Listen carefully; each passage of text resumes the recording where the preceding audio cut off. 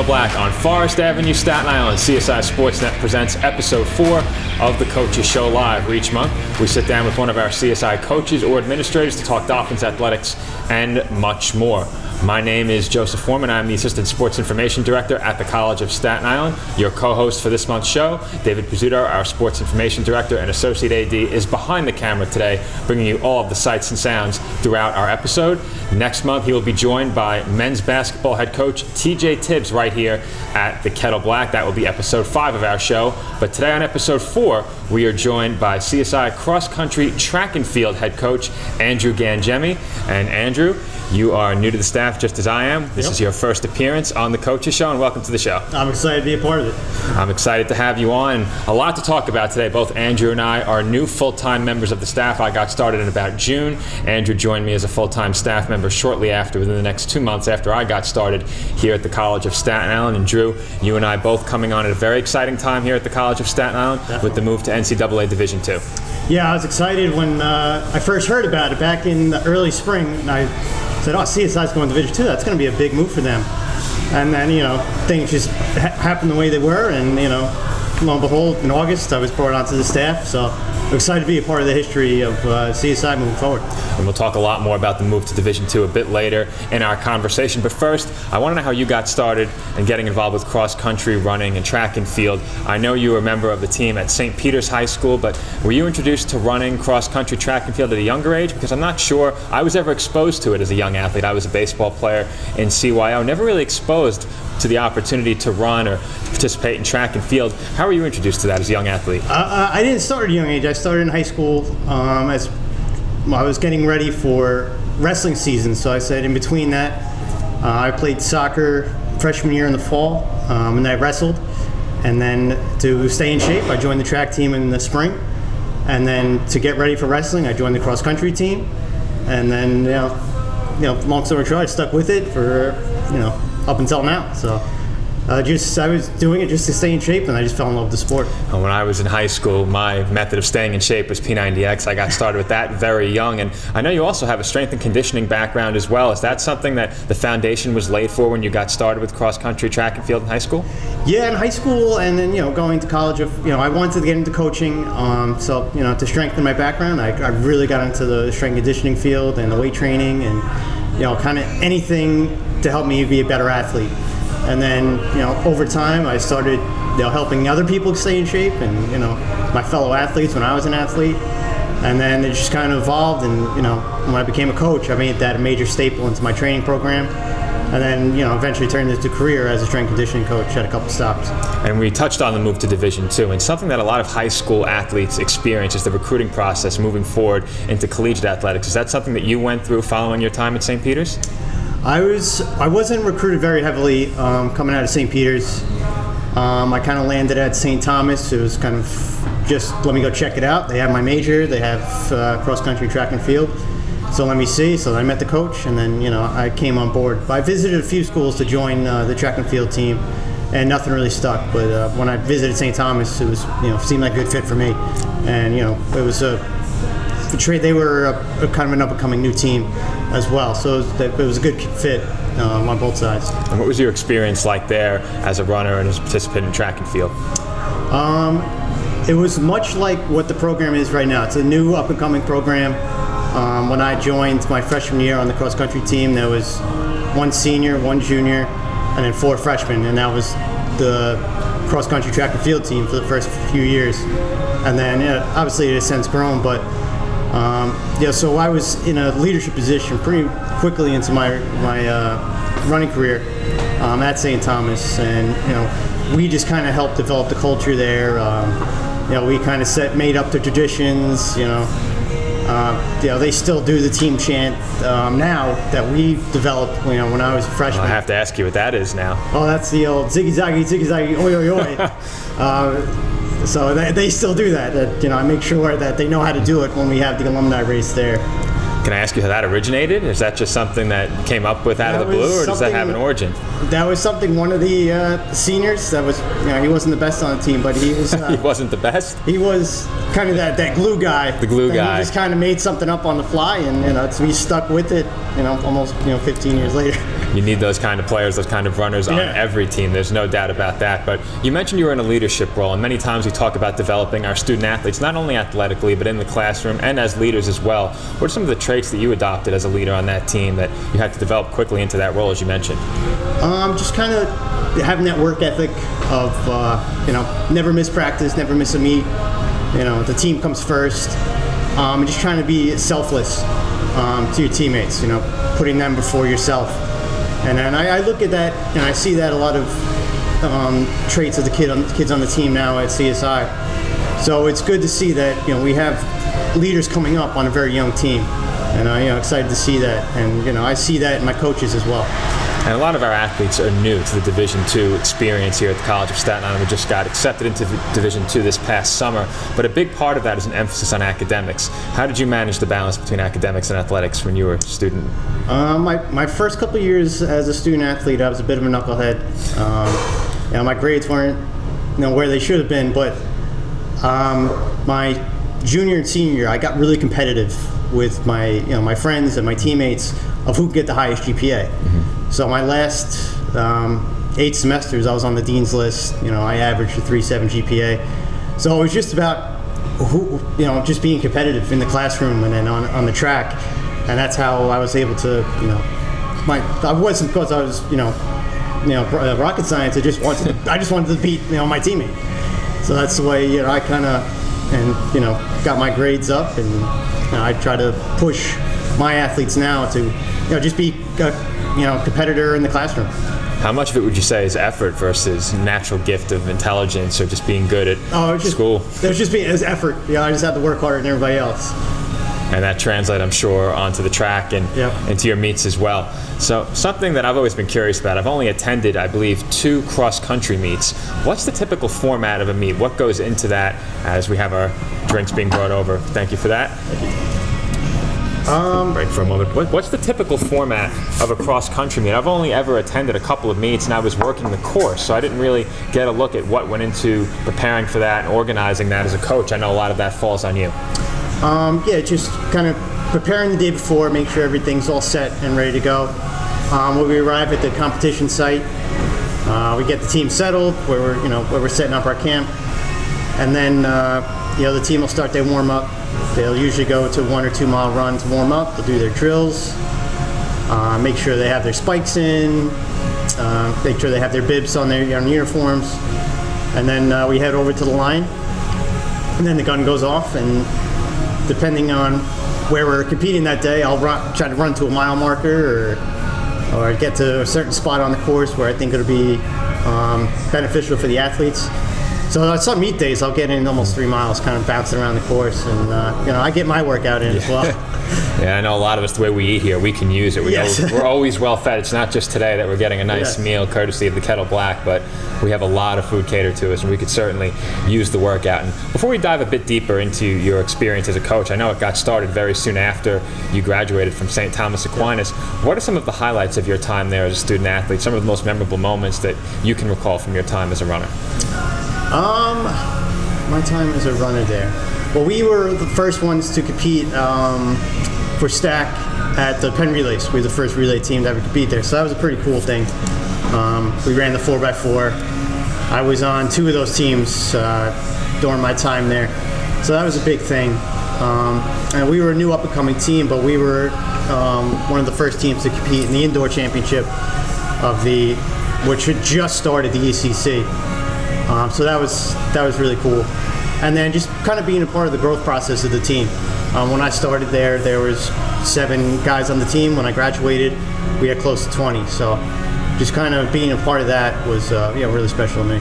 You mentioned the ECC. How has the landscape of the ECC changed since your time there? I know you just mentioned a very young conference at the time, but what has changed in the ECC that you've observed since your time at St. Thomas Aquinas? Obviously, some of the teams have changed. Either changing conferences or a couple colleges, unfortunately closed.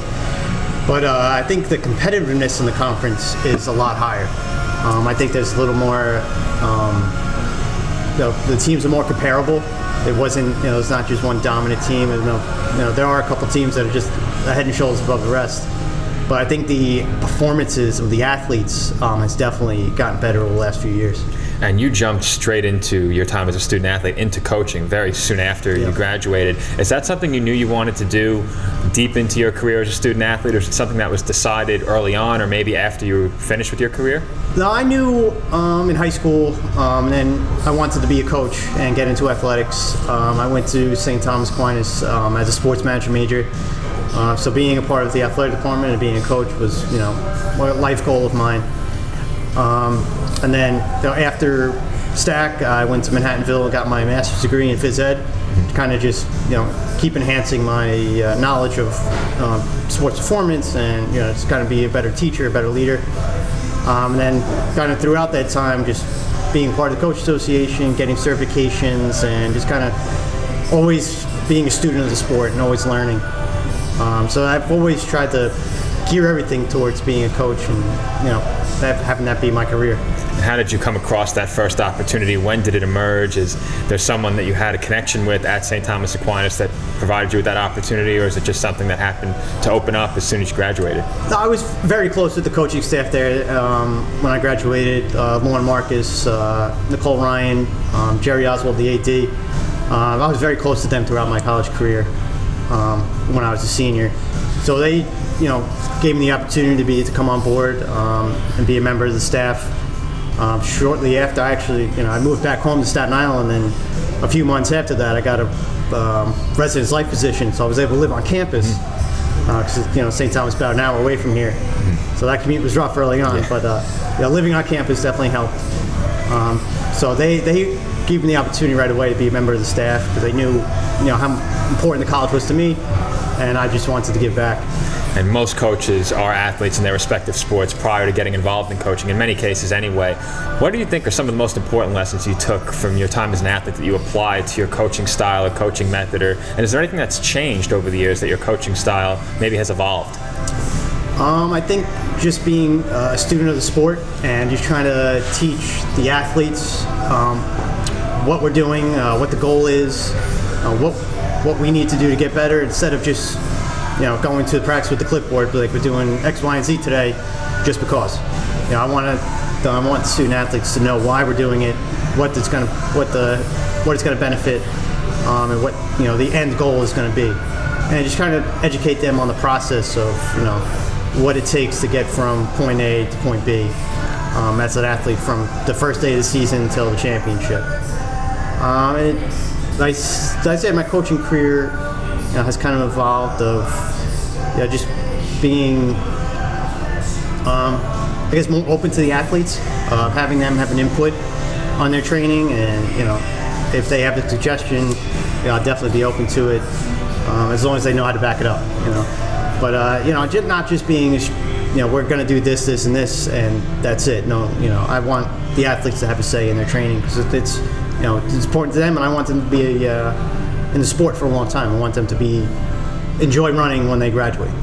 And did you miss it when you first got started in coaching? Did you wish sometimes you could be out there on the course? Yeah, I wish when I was watching, I'd be like, man, I can run that time right now, and I can help the team if I ran this time. So like being on the sidelines, and it kind of the first couple meets were tough. Be like, I wish I can help the team so much, but I had my role. Yeah. What was the preparation like, versus being a student athlete and as a coach? Being a student athlete, obviously you had to, eat, sleep, and breathe running. As a coach, it was more doing the research, being more studying the sport, studying the athletes. So it was less physical. But even though, when I was a young coach, I would run with the team, and I was still in pretty good shape back then. I would compete with them at practice. But as time went on, and I ran less, and I couldn't keep up with them anymore, I definitely had to make sure I knew the science behind the sport more than anything. And does it help to have that perspective of been there, done that when you're coaching the student athletes and trying to impose dietary restrictions and training regimens on them? Yeah, I think that's really important. That make sure you've gone through the battles yourself physically. I ran in 2011. I ran the marathon, so I know exactly what the body feels like when you hit that complete limit. So I understand what the athletes are going to when they're dying in a workout and passing out on the track and stuff like that. So it was the New York City Marathon? Yeah, I did the New York City Marathon, yeah. All right, so my father has also run the New York City Marathon, and I always joke, I'm 26 years old now, going on 27, and I always joke with him, give me a couple of months of training, and I could do it. How wrong am I? Yeah, you need more than a couple months, yeah. Okay. I did it a few years out of college, but I'd still been training pretty hard at that point, and I feel like I undertrained. I feel like I didn't put enough mileage in, that was necessary to kind of hit the goal I was looking for. So if I go back in time, I would have done a little more mileage. But my body's a little too beat up to do a marathon at this point. But again, give me a year, and I'll be in marathon shape. My contention wasn't that I could beat his time or that I could do well. It was just that I'd somehow drag myself across the finish line. So I hope maybe I could, but you would know much better than I do, and clearly I'm wrong. It's not easy. It's not easy to prepare for one. How did you prepare for it? I wish I did more mileage, but I was training with the team at the time. So, I kind of did 10K, 8K mileage when I should have been doing 26.2 mileage. So, if I would do a couple more long runs, get that under my belt. My first half of that race was phenomenal, and then, I ran through the wall at mile 20, and it was a struggle through Central Park, I'll tell you that. Yeah, you made many more miles than I probably would have before hitting that proverbial wall. But back to your coaching experience, a lot of success coaching at St. Thomas Aquinas, national championship competition, a couple of ECC titles on the women's side, 2 more on the men's side. What are some of the highlights from your time there as a coach and some of your biggest takeaways? I mean, definitely one of the major highlights was getting the women's team to the national championship in 2015. I told the team at the time that one of my major life goals was to get to an NCAA championship, and to get a team there, to get 7 women on the same page on the same day, to qualify for that was a big feat. The year before that, we had just missed out on qualifying, so to come back the next year in 2015 to make sure we hit everything we needed to do. We learned a lot of lessons the year before to prepare. And everybody was on the same page. Everybody ran a great race at the regionals to qualify. So then, just being part of that experience, traveling out to Missouri for the championship, going through the banquet and all that stuff was, it was a great time. I'm really grateful for that team, the effort they put in that year. You mentioned just missing out on qualifying the year before, and a lot of people probably aren't familiar. I know I'm not. What is that qualification process like, and how do you qualify for the national championships? We race the Division II East Region. You need to get in the top 3 to qualify the team. There's a way to qualify individuals, but the goal that year is to qualify the team. So we got 3rd. We beat out some really good quality teams, and we punched our ticket to Joplin, Missouri. And of course, that's always one of the ultimate goals with any program, of course, here at the College of Staten Island as well. What does it take to reach that point where you're able to achieve that high level of performance and ultimately qualify for a national championship? I think we just need to get the right bodies in place. Over the next couple of years, I think we're going to have a couple of good recruiting classes in a row to get the right athletes in, and just to make sure they believe in the process of how to get there. We have a very competitive conference in cross country and a very competitive region, so we're going to need talented girls on the same page at a regional championship to qualify. Obviously, we need to get to our provisional period to start competing in regionals, but I think when we get to that point, we'll be competing at a high level. And that's what it takes, just to compete at a high level. And we're in the unique position as the cross-country program was able to compete, or I should say participate in the ECC championship meet. How beneficial was that to your team getting to see that level of competition and ultimately where they aspire to reach and hopefully surpass? Yeah, I think it was really important for them to see where we're at now and where we need to be moving forward as a team. We got 6th on the men's side, 7th on the women's side, but I think I think it was good that they could see, okay, we're close. We're not there yet, but we're close. And a lot of the athletes on the team are young, freshman and sophomore, so they're going to have the opportunity to see that over the next couple of years. And as they grow as athletes and keep improving, they'll be able to see what it looks like to be that championship caliber. And then as we get more talented athletes in, we'll just keep climbing the ranks within the ECC in the East. So you moved on from St. Thomas Aquinas over to Mount St. Vincent, where you became the head coach of the cross-country program, and the track program is a program you started, and also became the assistant AD for strength and conditioning. And we touched on it before, but the strength and conditioning background, how valuable has that been to you as a coach, and what is your advice for some of the other student athletes, aside from your own at the College of Staten Island, in preparation and in terms of keeping themselves in game shape? I think being part of a structured strength conditioning program is huge for all athletes, Division II, Division III, Division I, and the ones that follow it and are diligent about it. Those are the ones that are going to stay healthy, and they're going to keep bettering the performance, whether it be a soccer, basketball, baseball player. I think you have to put more in nowadays to compete at a high level. Obviously, we've had some really talented teams at CSI, but I think to keep moving forward as a department and with our varsity teams, having a structured strength and conditioning program is huge. And Gavin, our strength and conditioning coach, he's been phenomenal with the track and field athletes, and I see the other athletes that are in there, whether it be the swim team, the basketball team, the baseball team. They're putting the work in, and the results are showing.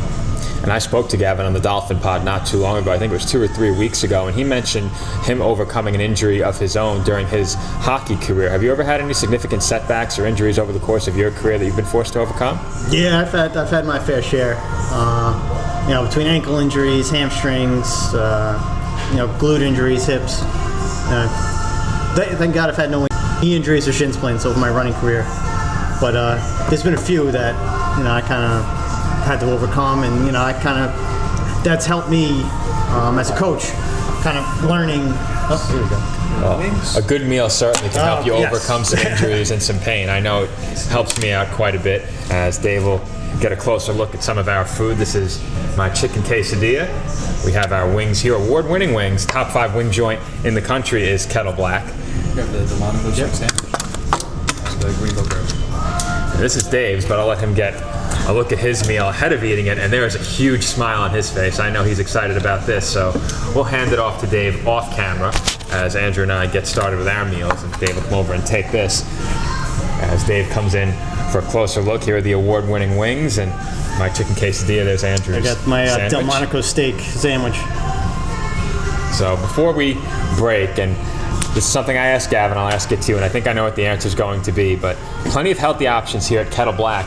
How important is nutrition on top of the strength and conditioning component? Because I know that's something that's talked about so often. I'll give you my opinion. What's yours? Nutrition is paramount to being an athlete at any level. So knowing what you need to put in your body to compete at a high level is really important. We try our best to educate our athletes, to watch what they put in the body and what works, what doesn't work, what you should have on a race, what you should have to practice. We were offered ketchup off camera. Okay, yeah. That's what that was.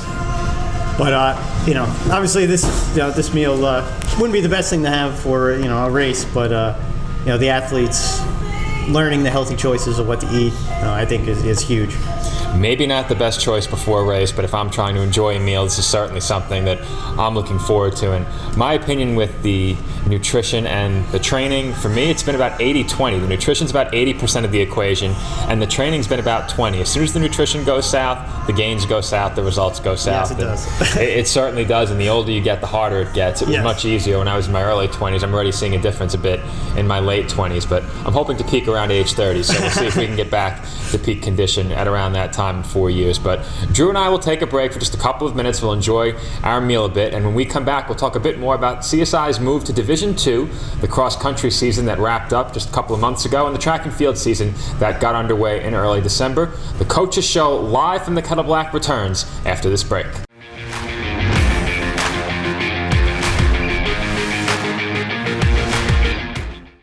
The Kettle Black on Staten Island, a top 5 wing joint in America by Food & Wine magazine. Serving daily lunch and dinner at the bar or on the floor. Perfect for family and group parties with top shelf drink and delicious food. From great times with good friends. Live sports and watch parties. to Staten Island's hottest nightlife. The Kettle Black features live music and DJs weekly. The Kettle Black features daily and nightly food and drink specials. The best Staten Island has to offer is at the Kettle Black. We'll see you there at the Kettle Black, located on 415 Forest Avenue, Staten Island. Hobra, a taco joint, Staten Island, where we're proud to have shared our family-first spirit with people from throughout New York City and the world. With indoor dining available both at the bar and on the floor. Or step outside for additional seating and an outdoor bar.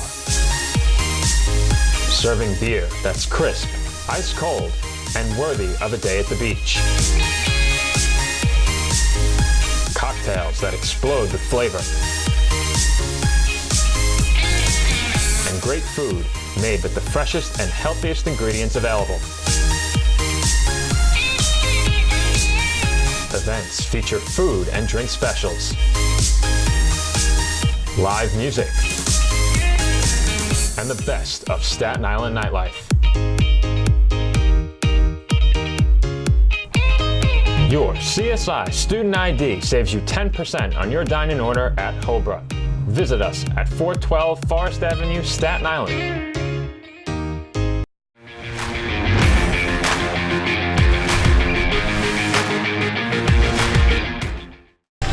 And we are back from the Kettle Black. This is episode 4 of the Coaches Show Live. Joe Foreman here, your co-host for this month's show. Dave Pizzuto behind the camera, and joining me to my right once again is CSI cross-country track and field head coach Andrew Gangemi. And Andrew, when we left off before the break, we were talking about your time at Mount St. Vincent and the strength and conditioning background in that role that you served there as assistant AD for strength and conditioning. But where did Mount St. Vincent fit into your career professionally and as a coach between your time at St. Thomas Aquinas and ultimately ending up here at the College of Staten Island?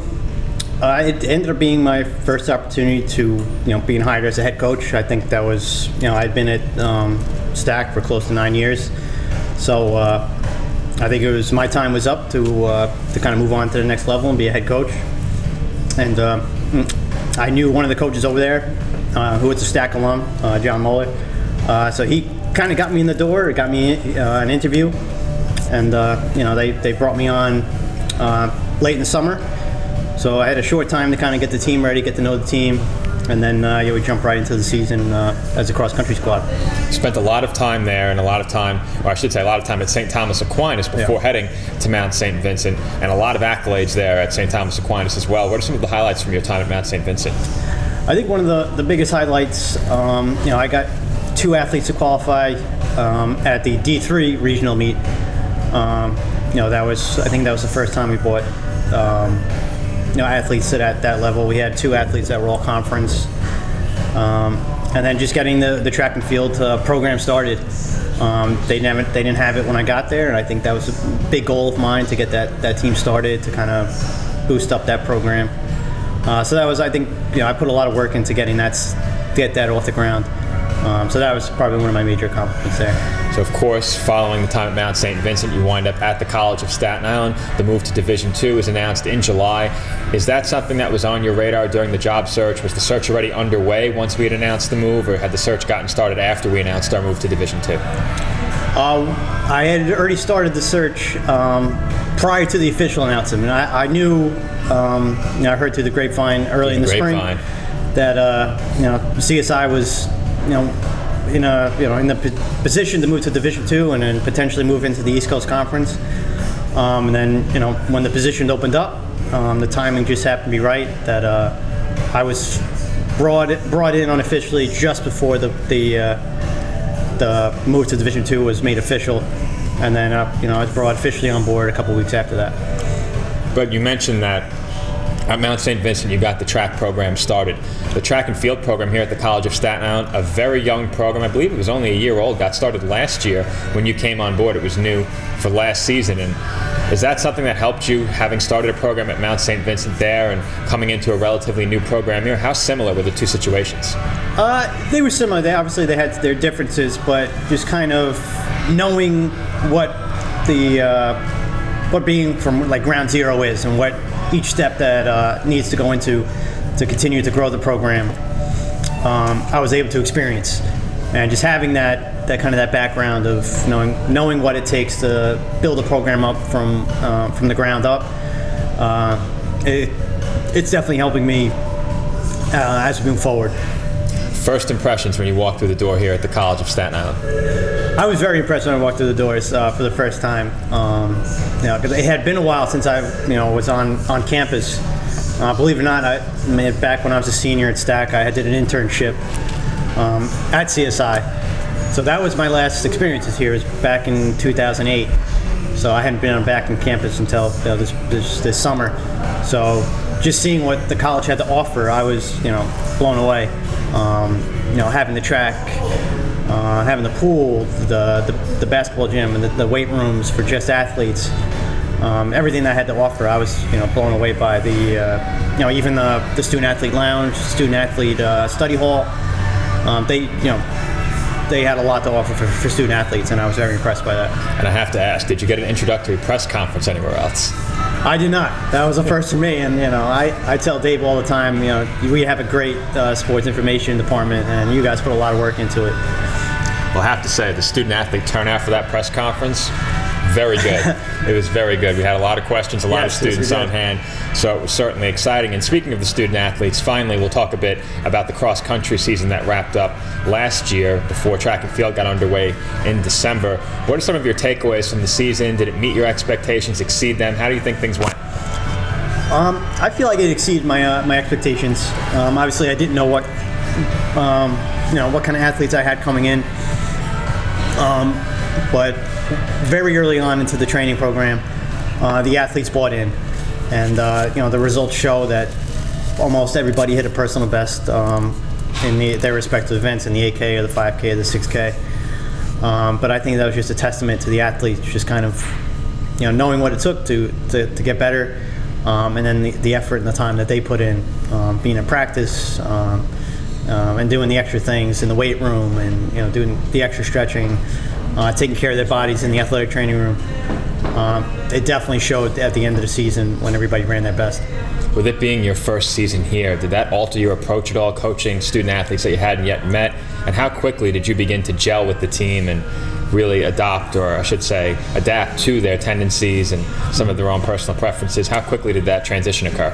Yeah, I had to kind of change up the training program coming into a new environment, having athletes I've never met before. So the training program was a little dialed back early on in the fall, and as I got to know the athletes a little bit better, I kind of knew who I can ramp the training up on, who I need to look out for, trying to prevent injuries. So it took about a month to kind of just get my feet settled and get to know the athletes of who could be pushed, who needs to be handled a little bit differently than others. And then just definitely have an individualistic approach to training each athlete. And any standout stories or any great moments from the season when it comes to your bonding with the team? Was there any initiation for you as a new coach, anything like that? No, they didn't really, they kind of knew that, we're going to be serious early on. So yeah, they really didn't, test my limits, that much in the early part of the season. But we did trick one guy into joining the cross-country team, which is... Trick him into joining the team? Yeah, we told him that, we need him. If we didn't have him, we would, something would happen. He ended up coming on board, and, we just had him trained throughout the fall. He competed a couple times, and he actually competed in the East Coast Conference Championship. But, we kind of, got Jordan Thompson onto the team, without knowing he was going to be part of the team. Well, Dave and I spoke to him, and that was a good conversation. You can check that out on the Dolphin Pod, available at csidolphins.com on demand. But what are some of your barometers for success? Of course, we know improved times usually correlates with improved performance, and that's a direct correlation, obviously. But there are weekly awards that are given out and several other ways to gauge the progress of the team. Do you really keep mind of any of those, or are there any other barometers you use to measure the team's success? I think with our sport, we're in a position that it's very easy to judge success. Everything, if you put the effort in, the times will show. But it's also, it is a process. You're not going to hit a personal best each week. But kind of just seeing each athlete and kind of seeing that the effort's there, and the results will come down the road. It's difficult, but to see success sometimes, because you're not always running at your best. But as long as the athletes trust in the process, and the results will come. And I see that with the athletes that we have here, that they're listening to their coaching staff, and they're very diligent about the work they do. And the athletes know, the ones that are putting in the work, the ones that are there every day, the results are showing. And a big part of being a member of a team, and I know this is probably true for you when you were a student athlete, but I spoke to several men's basketball players about it during our trip to Florida. It's not just what happens on the court, or in your case on the course or on the track or in the field. It's about the bonding that goes on behind the scenes, practicing together, running together. How big was that for you, and is that something that you've noticed occurring here at the College of Staten Island as well among the members of your team? Yeah, I'd say definitely as a cross-country runner, you spend a lot of time with your athletes, and your teammates, going on 10, 12-mile runs. So you're out there running with your friends for hours at a time. And I see that with the team that we have now. That yesterday, for example, they went out on an 11-mile run. They kind of break into their own groups while they're out there, but there's a lot of time you spend, kind of going through the grind with your teammates, and going through the battles each day at practice. So they get to know each other very well, and they create a lasting bond. I'm still close to my teammates, and I'm still very close with some of the athletes that I coach at my previous stops. So you kind of put yourself to the limit, and you get very close to the guys and the girls that you push yourself to the limit with.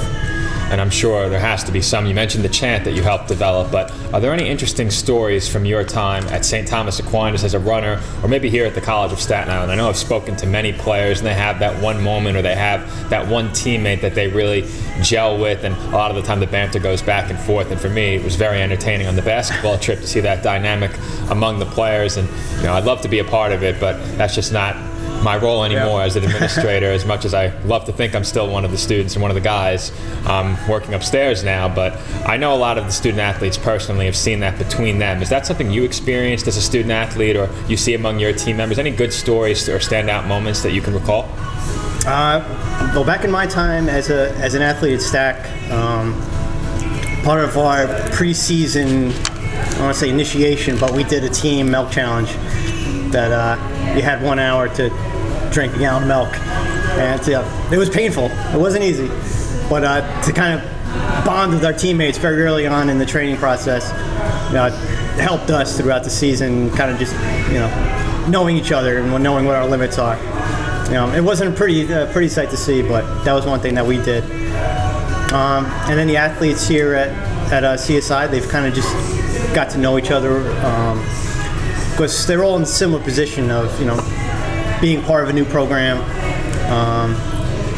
and just kind of going through the challenges of being a student athlete at the Division II and then transitioning to the Division III level. So they kind of go through that together. So cross-country season wraps up and track and field gets underway relatively soon after. You had a bit of a break, but track and field got underway in early December. How has that gone so far? Each week has gotten better. I was very impressed with the performances we had this past weekend at the Wagner Invitational, coming back from Christmas break, which is always scary. Who does the work, who ate too much during Christmas vacation. But they came back in really good shape, and I was very impressed by that. Even early in the season, we had some athletes hit the personal bests, and they've improved each week. Whether it be the sprinters, the throwers, the distance runners, we've all seen improvement from them.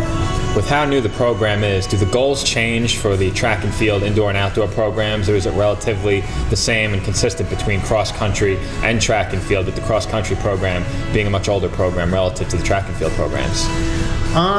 The goals are, obviously just to get better, but we have more of a individualistic approach to the track and field. Make sure each athlete improves in their event area, opposed to cross country, where we kind of look at the team results a little bit more than we do on the track side. So we try to, in cross country per se, we look at the team average, where we fell within the meet, what place we got. I say on the track side, it's more how each individual is improving each week, whether in their respective events. So the move to Division II, we touched on it to open the show, and I'll revisit that now. Such a huge part of the move to Division II is recruiting, and obviously you spent some time at St. Thomas Aquinas, where recruiting was a huge part of what goes on in any Division II program or any collegiate athletics program, but more so as you move up the ladder from Division III to Division II. And I've asked all of our coaches this, and I've also asked administrators and student athletes this, but what is your pitch to the student athlete who might be considering the College of Staten Island as their choice? I let them know early on in the recruiting process of where the college is in terms of our move from Division II to Division III. But the big pitch is, you guys, the recruits and the student athletes get to be part of history of being the first to compete in a championship at the Division II level, potentially being the first to win an East Coast Conference championship, then just kind of rewriting the history book of CSI cross country track and field, and then just the pitch of the college. The college has a lot to offer. They're looking to redo the track in the spring. We have the access to one of the best tracks in the area at Ocean Breeze, where we race pretty much every weekend. The pool, the weight room. So I just kind of mentioned all that CSI has to offer. And a bit selfishly, I have to ask you, how important is it for you to have that track on campus done? Because I know a part of that project includes a press box at soccer that I'm really excited about. So I had to bring that up and just, again, voice my excitement that next year we will have a press box there. But how important is that track to you? The track is huge. All my schools, St. Peter's, St. Thomas, Mount St. Vincent, none of them had a track on campus. So the fact that I can walk out of my office to practice and go to our own track, I was so excited when I had access to that. And I think it's very important for the athletes that they have a sense of ownership, that this is our track, this is where we're going to practice, and just having that, I think, is huge. So I know you have a brother on the coaching staff, and a growing coaching staff, as you've added several assistants since I came on earlier this year. I've got to see all that come to fruition. But what's life like beyond college athletics and beyond the College of Staten Island? As much as you want to share, what's your personal life like, and what do you do for fun away from the College of Staten Island? Away from CSI, I live up in Orangeburg, New York, in Rockland. There, I'm a member of the Tappan Volunteer Fire Department. I'm doing that for going on 8 years. I spend a lot of my time, if I'm not down here on Staten Island, I'm up there, doing events with them. And other things that I like to do is, going golfing with my siblings. My brothers and my dad all play golf. So, when we do have time away from sports and other activities, we try to get as much golf as we can in. Are the family members involved in athletics at all, or were they involved in athletics growing up, or is that something that you were the first to dive into? No, we were all athletes, between CYO basketball and soccer and baseball at Sacred Heart. Me and Vinny, who's on the coaching staff now, we ran track at St. Peter's. My brother Chris, he played basketball at St. Peter's. My older brother, he was in sports when he was younger, basketball, baseball, soccer. Even my sister played a short stint of soccer at CSI McGowan when that school first opened. So my mom was a track and field athlete. My dad was a basketball player at Susan Wagner. So we've all, dabbled in sports throughout our lives. So that level of competition that you mentioned between you and your teammates, it must exist between you and the family members as well, especially on the golf course. I know how competitive that can get. Definitely. Does that hold true? Yes, we compete when we get out there. We also have fun, and but even in the running community, a few years ago we had the Gangemi gang.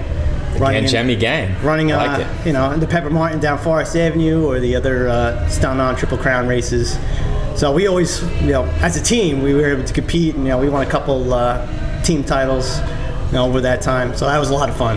Well, it's always good to be able to compete alongside your family every once in a while too, instead of against them. And I know a lot of our staff, they don't believe they can compete with me in terms of eating. And judging by the look of your plate, I don't know if you can either. I don't know, Joe. You haven't had much of a chance to touch it. Yeah, you're on a different level. Yeah, well, not so much right now. So we'll take a break. We'll give Andrew a chance to eat a little bit more of his meal. And when we come back, it is our Grill the Guest segment with CSI Cross Country Track and Field head coach Andrew Gangemi. This is the Coaches Show Live, episode 4 from the Kettle Black. We'll be right back.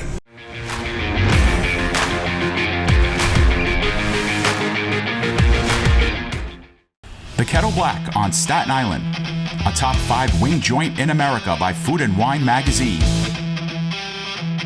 Serving daily lunch and dinner at the bar or on the floor.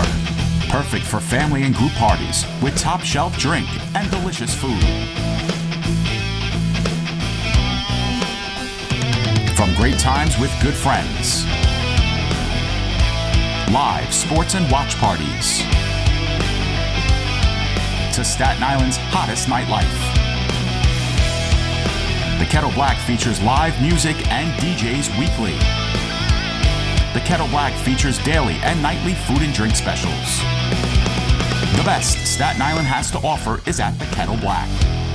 We'll see you there at the Kettle Black, located on 415 Forest Avenue, Staten Island. Hobra, a taco joint, Staten Island, where we're proud to have shared our family-first spirit with people from throughout New York City and the world. With indoor dining available both at the bar and on the floor. Or step outside for additional seating and an outdoor bar. Serving beer that's crisp, ice cold, and worthy of a day at the beach. Cocktails that explode with flavor. And great food made with the freshest and healthiest ingredients available. Events feature food and drink specials. Live music. And the best of Staten Island nightlife. Your CSI Student ID saves you 10% on your dining order at Hobra. Visit us at 412 Forest Avenue, Staten Island.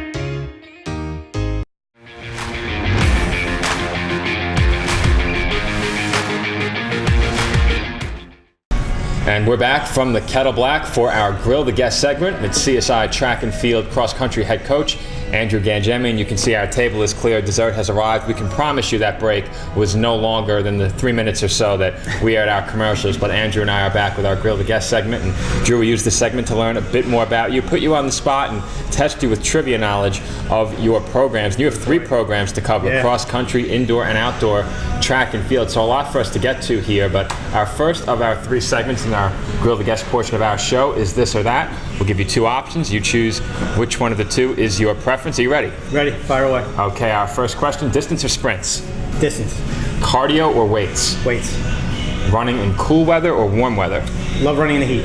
All right, Dave and I spoke about this yesterday. Beats or AirPods? I don't have either, but I'd say AirPods. Okay, I've seen you like to wear beanies a lot, quite a bit. Palm or no palm? Well, I got the pom-pom hat from the game a couple weeks ago, so that's my favorite hat now. All right, track and field, indoor or outdoor? Outdoor. All right, this one's probably a layup, but I have to ask it anyway because it comes up all the time up in the booth. Better Dolphin, Mount St. Vincent or CSI? Oh, CSI, Fear the Fins. Okay, that was a layup. All right, a lot of people like to take their runs early in the morning or late at night. Which one are you? More recently, early in the morning. Okay, our next segment, questions about you. Song you've spent the most time running to? I'd say System of the Down. What's that song? I'm stumped. Yeah, System of the Down. That song gets me going. All right, hopefully we'll be able to find it while we edit. Dave, that's on you. All right, favorite meal after completing a meet? Chicken cutlet and spaghetti. All right, we just had our wings taken away. We cleaned off that plate easily once the camera stopped rolling. Traditional or mild? Mild. I should have said traditional or boneless. That's a complete mistake on my part. Traditional or boneless? Yeah, traditional. Okay, and then favorite sauce? Mild. All right, that's the same for me. I'm playing with the sauce, mild. Best running shoe? I like the Nike structures. Coaching achievement you're most proud of. Qualifying for nationals in 2015. Athletic accomplishment you're most proud of. Finishing the New York City Marathon. Okay, I asked these two questions of Nicole. She had a bit of trouble with them. We'll see if you're able to answer them quickly. A word or phrase you would use to describe yourself. Wow, that is a tough one. I get to cheat. I'm able to think about it first. Professional. Okay. Word or phrase your team would use to describe you. Stoic. Stoic. No way. Okay, this one's a bonus question. Came up with it when Dave and I sat down before the show taking some notes. What was your karaoke song at the Christmas party? I didn't make it to the Christmas party, but I right. said... Right, you didn't. Yeah, what would it have been? Bohemian Rhapsody. Okay. Have to admit, didn't do the karaoke. I'll have a bite of ice cream to that. To that. Yeah, they tried very hard. I give them plenty of credit. They definitely went all out. They even chanted my name to get me to do it. When I told them at the staff meeting it wasn't happening, they didn't buy it. I thought I was bluffing, but I would have done it. I was indeed serious. I know you would have. Maybe a duet next year. We'll see. Okay, yeah. Well, we'll see. I gotta make up for it, so yeah. We'll see. Well, I don't believe I have anything to make up for, but if I'm feeling it, it might happen. Okay. All right, you're gonna have to keep your eyes off of my notepad. These are the 5 trivia questions about the history of your program's cross-country, indoor and outdoor track and field. All right. Okay, the first question. What year did CSI first sponsor a cross-country team? The men's and women's programs were sponsored first a year apart. I will give you a hint. The women were sponsored first, the men in the year that followed. 1980. Okay, for the women, 2006. For the men, 2007. Okay. Cross-country team. Dave's smiling off camera. Most recent reboot of The most recent reboot. Okay. It's offline for quite a while. So, Got you. Okay, I wasn't alive in 1980. I wasn't aware there was a reboot. So for me, the Star Wars prequels are the first Star Wars films that came out, though I did know of the original trilogy. You a Star Wars fan? I am a Star Wars fan. You are? All right. I haven't seen the new one yet.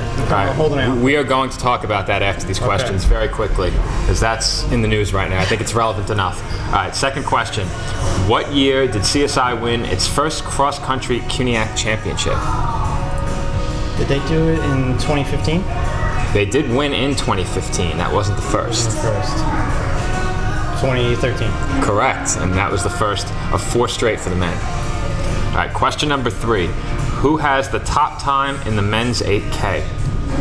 Are we going recently, or? It would be the more recent, I would believe, yes. Dave's giving us the thumbs up off camera. Is it Andrew Pate? It is Andrew Scharf. Andrew Scharf. Okay, which CSI women's cross-country runner holds the best time in both the 5K and 6K? This one I do not know. It occurred in 2008. 2008. Not sure that helps you, though. Oh, no, that does not help. I don't know that one. Lisa Lamana. Okay, question 5. We have 6 for you, so you have a chance to get an extra question since you had extra programs to cover. Who was CSI's first ever Hall of Famer in cross-country track? Because, of course, this extends back prior to the reboot. Jeff Benjamin. Correct. Okay. Dave was confident you'd get that one. All right, question 6. Track and field was introduced last year. How did each team finish in the CUNYAC championships? For the men, we have both the indoor and outdoor finish, and for the women, both the indoor and outdoor finish. So each one you get right, we'll give you credit. Okay. All right, so we'll start with the men's indoor. Men's indoor, 4th. 6th. Outdoor? 5th. Correct. Okay, for the women, indoor and outdoor, both finished the same. 3rd. All right, I'll give you a guess for each one, so we'll give you 2 guesses. 3rd is wrong. Okay. 4th. Correct. Okay, so I think if my calculations are correct, he gets 3 points out of a potential, maybe about 8 or 9. Okay, well, we're rewriting the history. So you had a lot of programs to cover, and I didn't differentiate between the reboot of cross country and the original. So sorry about that. I threw you off a bit. So we have a long history. All right, we have a couple of minutes left. We're up over the hour mark now, but I do have to ask you, as a fan of Star Wars, it's been in the news a lot lately. You haven't seen the new movie. What are your thoughts on the latest films? I think I like the latest films. I think they've developed some good characters. But I'm kind of waiting to see. That includes The Last Jedi? Yeah, I mean, that one didn't really have any new characters, but... this conversation's going to have to continue off camera. Well, I haven't seen the latest one yet, so Yes. I guess I have to see where everybody's developed as a character. Spoiler, not at all. Okay. No, but I really enjoyed Episode 7. I enjoyed Rogue One, that Darth Vader. Did you see Rogue One? Yeah, I see Rogue One. Yeah. Spoiler alert for Rogue One, the final scene in the movie with Darth Vader, to me, elevated the film. If let's say I'm giving it a 7, it goes to at least an 8. Well, yeah, maybe with that one scene alone. leading into A New Hope, I think that kind of just set everything up. I'm like, everything makes sense now. It erased the massive plot hole of why they'd put a loophole in their mega weapon that allows it to be destroyed with a single rocket shot. Yep, just like propelled by the Force. same But thing. that's movie writing and screenplay for you. Yep. So for me, loved Episode 7. Not a fan of Episode 8. Didn't see Solo, and for me, Episode 9.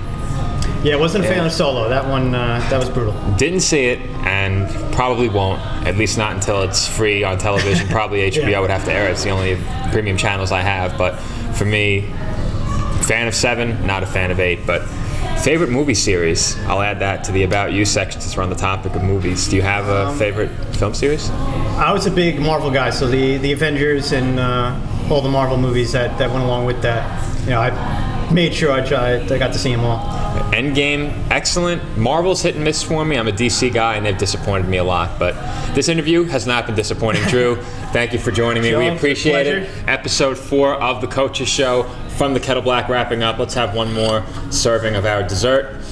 Before we return here next month, David Pizzuto is joined by CSI men's basketball head coach TJ Tibbs. I'm sure they'll have plenty to talk about with the season having just wrapped up at that point. You can catch new episodes of The Coaches Show on Mondays, typically the first Monday of each month. We're a bit late in the start of 2020 due to the New Year and holiday. We decided to push it back a week, but you can catch new episodes of The Coaches Show once again the first Monday of each month. Until next time, this has been Joe Foreman for you hosting this episode of The Coaches Show. David Pizzuto behind the camera, Andrew Gangemi our guest. We'll see you next month.